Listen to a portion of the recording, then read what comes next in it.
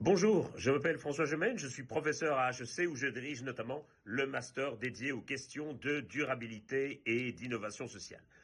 Alors, pour cette nouvelle édition du baromètre des transitions, on s'interroge cette semaine sur les conséquences du mandat de Donald Trump pour la transition énergétique aux États-Unis et en particulier sur cette nouvelle annonce d'un retrait américain de l'accord de Paris. Qu'est-ce que ça va changer?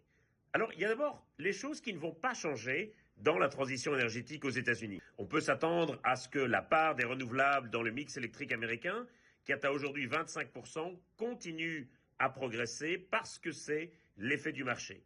De la même manière, en sens inverse, on peut s'attendre à ce que le nombre de licences d'exploitation pétrolière et gazière, qui avait déjà atteint des records sous Joe Biden, continue lui aussi à progresser.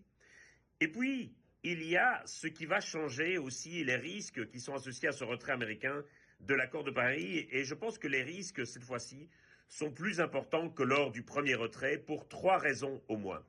La première, c'est que cette fois-ci, il y a un risque accru d'effet domino. D'autres régimes populistes pourraient emboîter le pas aux États-Unis et ça mettrait vraiment à mal la coopération internationale parce que la pierre angulaire de l'accord de Paris, c'est son universalité. Le fait que tous les pays y participent en échange d'une absence de contraintes sur leurs limites d'émissions. Et évidemment, si les États-Unis et d'autres pays s'en retirent, ça créerait vraiment un schisme dans la coopération internationale. Deuxième risque, il tient au contexte de cette année.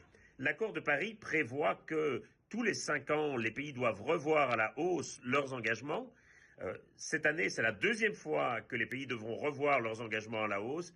Et bien entendu, ça va être très compliqué de leur demander d'en faire davantage si les États-Unis en font moins.